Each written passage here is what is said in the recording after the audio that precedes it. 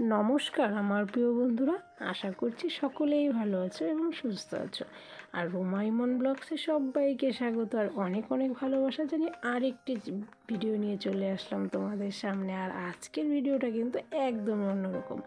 সেটা হচ্ছে তোমরা কি করে ঝটপট বাড়িতেই অল্প সময়ের মধ্যে বানিয়ে নেবে রসমালাই। তো তার জন্য দেখো, সবার প্রথমে কিন্তু আমি বসিয়ে দিলাম দুধ। একদম ভালো দুধ গোয়ালার থেকে নিয়েছি, তো সেই দুধটাকে ছানা ফেটিয়ে নিয়েছি। ছানা ফেটিয়ে ছানাটাকে একদম শক্ত করে বেঁধে রেখেছিলাম। জলটা ঝরে গেলে তারপরে দেখো ছানাটাকে ভালো করে ময়ান দিতে হবে, মানে যতটা পারো যত ভালো করে দিবে ততটাই কিন্তু সফট হবে আর ফাটবে না। তো তার জন্য দেখো আমি কিন্তু করে নিচ্ছি, আর আমি অল্প পরিমাণে নিয়েছি, কারণ যেহেতু অল্প দিয়ে ট্রাই করি আর এটা কিন্তু আমার ফার্স্ট টাইম। তো দেখতে পাচ্ছ, তারপরে অল্প ময়দা দিয়ে দিতে হবে। ময়দা দিয়ে তারপরে আরও চটকে নিতে হবে, ভালো করে চটকে নিয়ে দেখো একদম মিহি হয়ে গেছে। তারপরে এরকম বল বল করে বানিয়ে নিতে হবে। তো আমি বেশ কিছুটা আমার বড় হয়েছে, কিছুটা আমার ছোট হয়েছে, তো তোমরা যে যেরকম পারো সেরকম করে নেবে।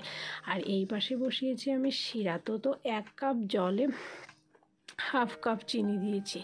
তো যে যেরকম পরিমাণ নেবে সে সেরকমভাবে দেবে। আর এইদিকে দেখো দুধ বসিয়ে দিয়েছি। তো দুধটাকেও একদম ভারী করে জাল করতে হবে, যতক্ষণ গাঢ় না হবে ততক্ষণ পর্যন্ত কিন্তু ফুটিয়েই যেতে হবে। আর এদিকে দেখো আমার শিরাটা কিন্তু একদম রেডি হয়ে গেছে। তো তারপরে দেখো বলগুলো সব দিয়ে দিলাম, ছানার বল না, দেওয়ার পরে কী সুন্দর ফুলে ফুলে উপর দিকে উঠছিলো, মানে দারুণ লাগছিল দেখতেও কিন্তু।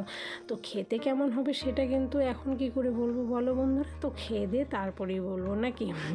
না বন্ধুরা, তার আগেই বলে দেবো তোমাদের আমি যে কেমন হয়েছিল। তারপরে একটু চিনি দিয়ে দিলাম দুধের মধ্যে, কারণ চিনি তো অবশ্যই দিতে হবে, না বলো? চিনি না দিলে কি আর হবে? তাহলে তো মিষ্টি হবে না। তো যেহেতু রসমালাই, তো একটু তো মিষ্টি লাগবে। রসমালাই খেতে কে না ভালোবাসে বলো? মিষ্টি জিনিসটা সবাই ভালোবাসে, কম আর বেশি। তারপরে দিয়ে দিলাম গুঁড়ো দুধ। গুঁড়ো দুধটা তো লাগবেই বলো, রসমালাই বানাবো আর গুঁড়ো দুধ হবে না সেটা কি আর হয় বলো?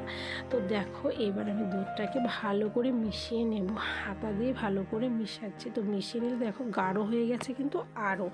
তো গাঢ় হয়ে গেলে এদিকে কিন্তু আমার বলগুলো একদম মিষ্টি হয়ে গেছে, যেটা একদম রসগোল্লা বলো সেটা হয়ে গেছে।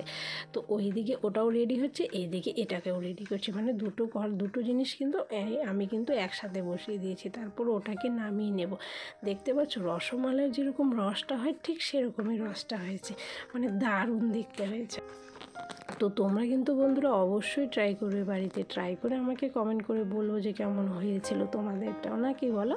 তো দেখো এদিকে কিন্তু আমার প্রায় রেডি হয়ে গেছে, এদিকে যে রসটা সেটাই রেডি। আর এদিকে দেখো বলগুলো কত বড় বড় হয়েছে, কি সুন্দর হয়েছে দেখতে, আমি নিজেই মুগ্ধ একদম বলতে পারো আর কি। তো তারপরে আমি বলগুলো সব নামিয়ে নিব এক এক করে, আর বল না নামালে কিন্তু তো আর হবে না, না বলো বন্ধুরা? দেখো শিরায় ডোবানো একদম কি সুন্দর না হয়েছে বলো? তো এদিকে দেখো এই যে সব রসের মধ্যে ডুবিয়ে দিচ্ছি। রসমালাই যেহেতু, তো রসে তো দিতেই হবে, না বলো? দেখো আমার কিন্তু রসমালাই একদম রেডি, একদম অল্প সময়ের মধ্যে ঝটপট বানিয়ে নিলাম। তো তোমরাও ট্রাই করো বন্ধুরা, ট্রাই করে বলো যে কেমন হয়েছে। আর আমার রসমালাইটা খেতে কিন্তু প্রচণ্ড টেস্টি হয়েছে।